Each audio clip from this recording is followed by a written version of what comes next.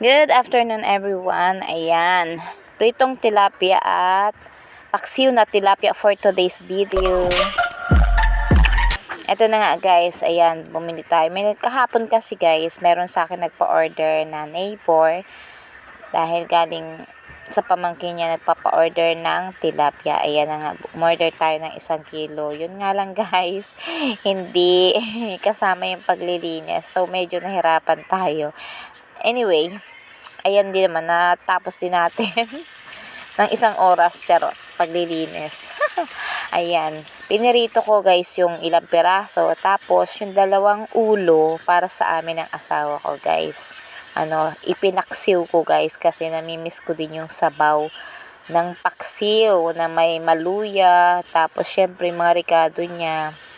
Ayan, paminta, ang sibuyas. Tapos yan guys, may suka habang kumukulo.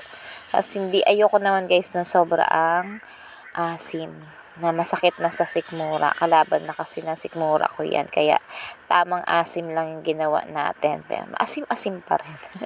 Ayan, kain na tayo guys. Sabayan nyo na ako.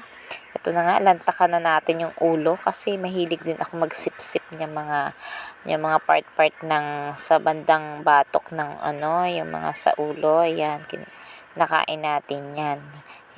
Yan talaga yung kinukuha ng mga magulang kasi hindi naman matyaga yung mga bata kumain ng ulo ng isda, 'di ba? At marami yan tinik. Ayan, kaya marami silang matatanggal diyan tinik. Mahirap, medyo hassle yan. Alam mo na may mga bata, gusto niyan, subo na lang ng subo, guys.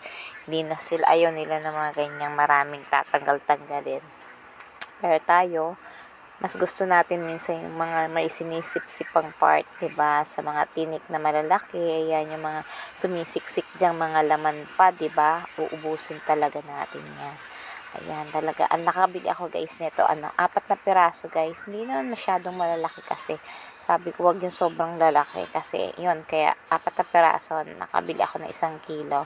Sa lagang 150 lang. Ayan, meron na tayo ulam. Ayan, hanggang hapunan na yan guys.